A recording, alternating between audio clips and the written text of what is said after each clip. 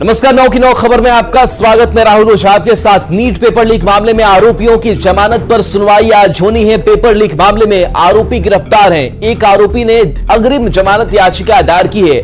Paper leak में 13 आरोपी गिरफ्तार हैं। शास्त्री नगर पुलिस ने इन्हें की गिरफ्तारी की थी। बेऊर जेल में ये सभी आरोपी बंद हैं। पटना में अपर जिला और सत्र न्यायाधीश 5 की अदालत में आज सुनवाई की जानी है। तो देखिए, आरोपियों ने जमानत याचिका डाली है और उस पर महत्वपूर्ण सुनवाई होनी है। तो आरोपियों की जमानत पर सुनवाई आज होनी है। पेपर लीक में ये आरोपी गिरफ्तार किए गए हैं। एक आरोपी ने अग्रिम जमानत के लिए याचिका दायर की है। अमित हमारे साथ न्यूज़ 18 संवाददाता जुड़े हैं। अमित, क्या लग रहा है कि क्या वाकई इन आरोपियों को जमानत राहत मिल सकती है, जिसकी उम्मीद लगाए बैठे हैं, क्योंकि मामला तो काफी संगीन है? तो देखिए, पेपर लीक मामले में आरोपी गिरफ्तार हैं और उसी में से एक आरोपी ने अग्रिम जमानत की याचिका कोर्ट में दायर की है। पेपर लीक में अब तक 13 आरोपी गिरफ्तार किए गए हैं। शास्त्री नगर पुलिस ने इनकी गिरफ्तारी की थी। बेऊर जेल में ये सभी आरोपी बंद है, जिसमें से एक आरोपी ने जमानत याचिका कोर्ट में डाली है। बता दें कि पटना में अपर जिला और सत्र न्यायाधीश 5 की अदालत में आज ये महत्वपूर्ण सुनवाई होनी है। तो लगातार नीट पेपर लीक कांड में एक खुलासे, महत्वपूर्ण खुलासे हो रहे हैं और ऐसे में लगातार दबिश भी इन आरोपियों पर देखने को मिल रही है। लेकिन जो आरोपी जेल में बंद है वह जमानत याचिका की गुहार लेकर के कोर्ट पहुंच गए हैं और आज इसी याचिका पर पटना अपर जिला और सत्र न्यायाधीश 5 की अदालत में सुनवाई होनी है। तो पटना से बड़ी खबर बता रहे हैं, जहां आज महत्वपूर्ण सुनवाई कोर्ट में। एक बार फिर से न्यूज़ 18 संवाददाता अमित हमारे साथ जुड़ गए हैं। अमित, जो आरोपी हैं वो जमानत की याचिका उन्होंने डाली है, कोर्ट में आज सुनवाई होनी है। अपडेट क्या है? क्या ये कोर्ट की तरफ से राहत मिल सकती है, क्योंकि मामला तो काफी संगीन बनता है? देखिए, निश्चित तौर पे ये मामला काफी संगीन है और इसी को देखते हुए पिछली बार जब जमानत याचिका इन लोगों ने लगाई थी तो उसे कोर्ट ने रद्द किया था और आज एक बार फिर से इन सभी 13 आरोपियों के साथ साथ एक अन्य जो आरोपी हैं संजीव कुमार, उनके तरफ से भी एक याचिका लगाई गई है, जमानत याचिका, अग्रिम जमानत याचिका, जिसपे आज 11 बजे के बाद जो है वो सुनवाई होगी। अपर जिला व सत्र न्यायाधीश की जो 5 की अदालत है वहां पे सुनवाई होनी है। और इसमें बताते चले कि 13 आरोपी हैं जिन्हें शास्त्री नगर पुलिस ने गिरफ्तार किया था और उसमें चाहे सिकंदर की बात कर रहे हैं, नीतीश कुमार की बात कर रहे हैं, अमित आनंद की बात कर रहे हैं, इनके अलावा अन्य जो लोग हैं, अखिलेश कुमार, शिवानंद कुमार, आयुष राज, रीना कुमारी, इन 13 आरोपियों ने जो है वो जमानत याचिका लगाई है, जिस पर सुनवाई होगी। और ये जो कानून के जानकार हैं उनसे जो हमारी बात हुई है तो उन्होंने कहा है कि चूंकि ये मामला अभी अनुसंधान के अंतर्गत है तो बहुत ही कम संभावना है कि इन आरोपियों की जो याचिका है उसे कोर्ट मंजूर करे। सबसे अहम बात है कि पूरे मामले पे अपर मुख्य न्यायाधीश जो है वो सुनवाई करते हैं, तो क्या उनका निर्णय होता है ये देखना अहम होगा। लेकिन इसमें जो एक संजीव कुमार है उन्होंने भी अपने तरफ से अग्रिम जमानत याचिका लगाई है, जिन सभी पर सुनवाई होगी।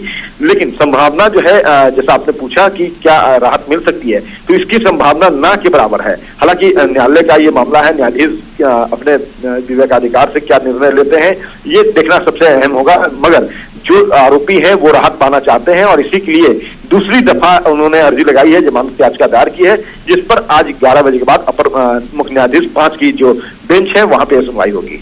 चलिए, शुक्रिया इस अपडेट के लिए अमित आपका। तो देखिए, आज महत्वपूर्ण सुनवाई होनी है। हालांकि कोर्ट की अगर बात करें तो यह कहा जा रहा है कि जो कानूनी प्रक्रियाओं से आरोपी गुजर रहे हैं, यह मामला काफी संगीन है, पेपर लीक कांड का मामला है। तो ऐसे में राहत मिलने की उम्मीद बहुत नजर इन आरोपियों के लिए नहीं सामने आती है। तो देखिए, ये लगातार अपडेट सामने आ रहे हैं और इस बीच जो खबर सामने आई है वो खबर ये बता रही है कि किस तरीके से एजेंसी के पास ये सबूत है। अभ्यर्थियों के एडमिट कार्ड का एक जो सबूत है वो भी हाथ लगा है। इसके अलावा जो खबर सामने आ रही है वो खबर ये बताती है कि एजेंसी के पास अभ्यर्थियों के दस्तावेज भी है। तो ये वैसे महत्वपूर्ण दस्तावेज, महत्वपूर्ण डॉक्यूमेंट्स जिसके आधार पर कार्रवाई हो रही है। जला हुआ प्रश्न पत्र भी बरामद किया गया, जो कबूलनामा था उसमें भी इन बातों का जिक्र था।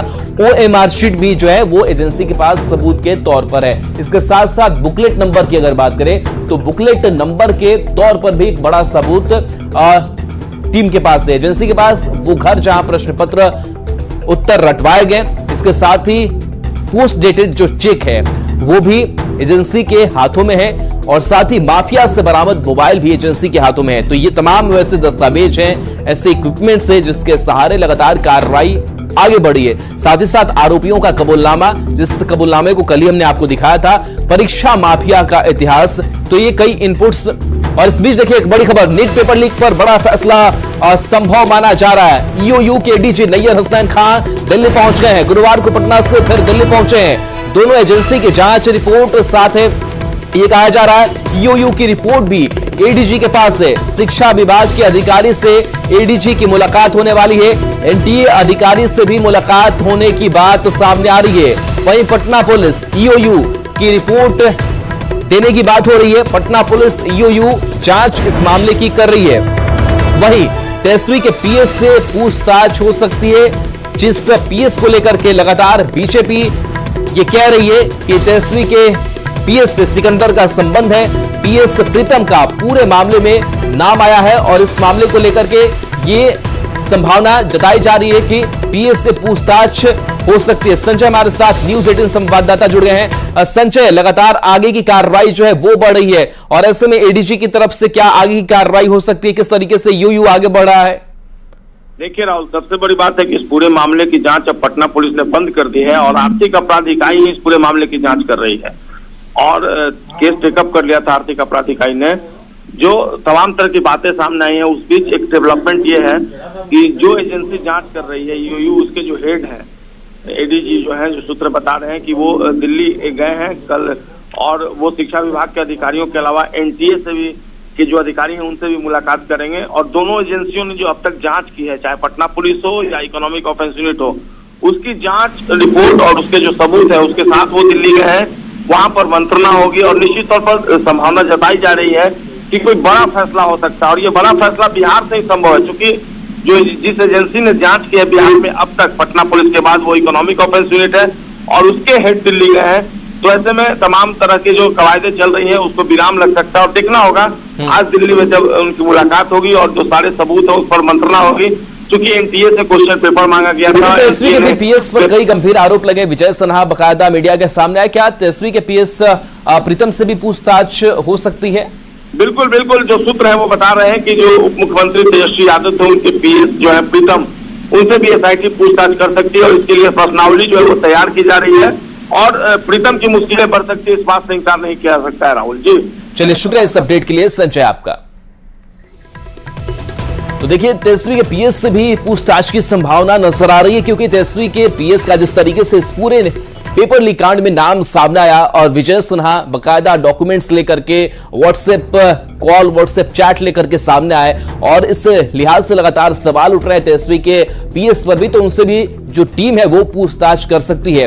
तो देखिए किस तरीके से लगातार कार्रवाई जो है वो आगे बढ़ती हुई नजर आ रही है। आज की अगर बात करें तो आज क्या कुछ होना है, तो आज ईओयू के डीजी नैयर हसनैन खान दिल्ली पहुंचे हैं, जहां दोनों एजेंसी की जांच रिपोर्ट साथ है और ईओयू की रिपोर्ट भी एडीजी के पास है और शिक्षा विभाग के अधिकारी से एडीजी की मुलाकात होनी है। इसके साथ साथ बता दें कि एनटीए अधिकारी से भी मुलाकात होने की बात जो है वो कही जा रही है पटना पुलिस और इसके साथ साथ ईओयू ने जो रिपोर्ट तैयार की है वो संयुक्त जो रिपोर्ट है वो मुहैया कराई जाएगी। और इसके साथ साथ खबर यह भी है कि तेजस्वी के पीएस से भी जो पूछताछ है वो हो सकती है। तो कितने सेटर, कितने गुनहगार, उन गुनहगारों तक पहुंचने की कोशिश लगातार ईओयू की तरफ से किया जा रहा है। तो नीट पेपर लीक मामले में परीक्षार्थी आयुष और उनके अभिभावकों ने गुनाह स्वीकार किया है। पटना पुलिस को दिए बयान में अपना गुनाह उन्होंने स्वीकार किया है। परीक्षा से पहले नीट के प्रश्न पत्र और उत्तर रटवाए गए थे, ये भी कबूलनामा अब सामने आया। तो देखिए इससे पहले भी जो आरोपी थे उनका कबूलनामा कल सामने आया था कि प्रश्न पत्र और उत्तर रटवाए गए थे और एक बार फिर से एक आरोपी ने इस बात को स्वीकार किया है। जो प्रश्न पत्र रात में रटवाए गए थे, सुबह परीक्षा में हूबहू वही प्रश्न आए थे। आयुष ने कहा है कि पापा फोन कर कोटा से बुलाए थे। आयुष के पिता अखिलेश कुमार ने भी अपने स्वीकृत बयान में अपना अपराध स्वीकार किया है। अखिलेश कुमार ने अपने बयान में पुलिस को बताया कि सिकंदर ने कहा था कि 40 लाख लगेगा, सब सेट है।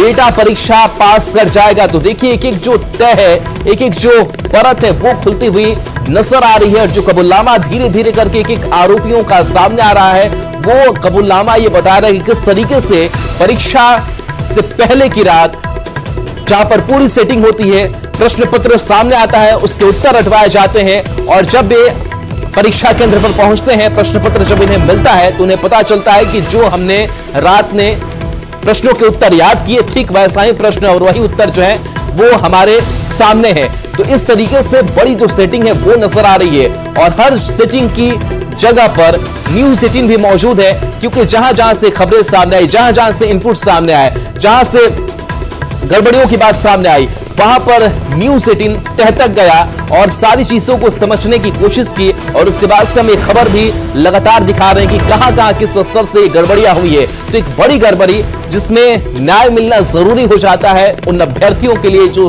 सालों साल से इसकी तैयारी कर रहे होते हैं, एक उम्मीद लगाकर बैठे होते हैं अपने भविष्य को लेकर के कि वो परीक्षा पास करेंगे, लेकिन परीक्षा के बाद से अगर पेपर लीक हो जाए, अगर उनके भविष्य को लेकर के कोई बाधा बने तो ये बड़ी दुखद जो है स्थिति बन जाती है उन अभ्यर्थियों के लिए। तो देखिए अब अमित हमारे साथ न्यूज 18 संवाददाता जुड़ गए हैं। अमित, अब आयुष के बारे में क्या खबर है, क्या कबूलनामे में है? देखिए आयुष ने भी जो अपना कबूलनामा पुलिस के समक्ष लिखित तौर पे दिया है, उसमें साफ तौर पे लिखा है कि उनके पिता ने ही उन्हें फोन कर करके कोटा से बुलाया था और साफ तौर पे इन्होंने लिखा है कि पापा ने फोन पर बताया कि तुम वापस पटना आ जाओ, यहाँ नीट परीक्षा पास कराने की सेटिंग हो गई है। 4 और 5 मई की रात मैं पिता के साथ सिकंदर अंकल के पास गया, जहां नीट का प्रश्न पत्र और उत्तर रटाया जा रहा था। इसकी पहले से मुझे कोई जानकारी नहीं थी। परीक्षा देने के बाद पुलिस ने मुझे गिरफ्तार कर लिया। वहीं अगर हम बात करें तो आयुष के जो पिता हैं अखिलेश कुमार, उन्होंने भी अपना जो कबूलनामा दिया है पुलिस के सामने, उन्होंने साफ तौर पर कहा कि सिकंदर ने कहा था कि 40 लाख लगेगा, सब सेट है, बेटा पास हो जाएगा।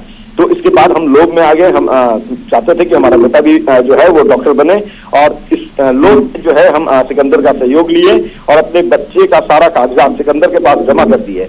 सिकंदर बच्चे को 4 मई की रात प्रश्न पत्र रटवाने ले गया और कहा कि अब आपका बच्चा जो है अब पास हो जाएगा। तो हम उम्मीद लगाए बैठे थे कि अब हमारा बेटा जो है वो पास हो जाएगा। इसी बीच इस पूरे जो कांड है इसकी भनक पुलिस को लगी और पुलिस ने सिकंदर को और उसके बाद हम सभी को गिरफ्तार कर लिया। तो साफ तौर पे ये बातें स्पष्ट हो चुकी है।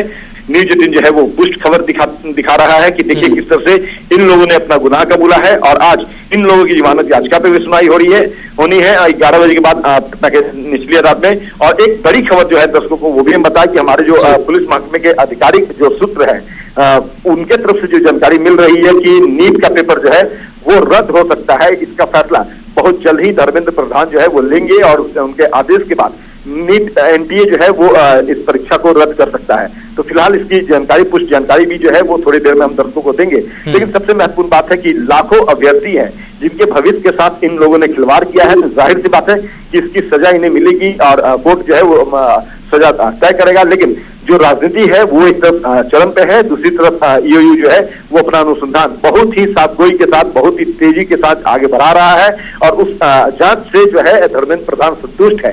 जो एडीजी नेयर हसनैन खान दिल्ली गए थे वो आज दोपहर पटना लौट आएंगे और उन्होंने अपने तमाम तथ्यों को शिक्षा मंत्री जो है केंद्रीय शिक्षा मंत्री धर्मेंद्र प्रधान उनके समक्ष रखा है और एनटीए के जो अधिकारी थे वो भी वहां मौजूद थे। दोनों को संयुक्त रूप में बैठा करके धर्मेंद्र प्रधान ने पूरी तस्वीर को समझी है और अब उनके तरफ से निर्णय लेना है। वो कब निर्णय लेते हैं ये सब इस पर सबके नजर होगी। चलिए बिल्कुल, तो आप भी नजर बनाए रखिए। फिलहाल बहुत बहुत तो शुक्रिया इस अपडेट के लिए अमित आपका।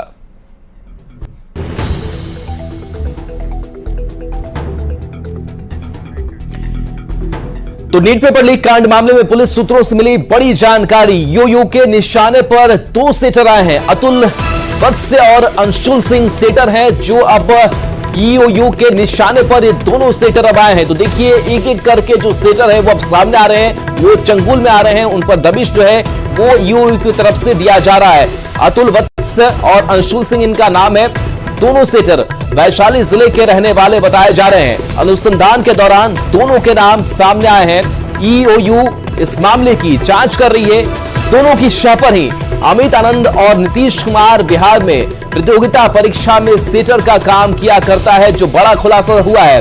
विभिन्न प्रतियोगिता परीक्षाओं में अभ्यर्थियों को मोटी रकम लेकर पास करवाने का काम ये लोग करते थे। तो देखिए एक एक सेटर अब सामने आ रहे, क्योंकि अब तह तक जाने की पूरी कोशिश हो रही है, एक परत को खंगालने की कोशिश हो रही है, और ऐसे में एक से एक बढ़कर जो सेटर है वो सामने आ रहे हैं और इन पर शिकंजा कसा जा रहा है।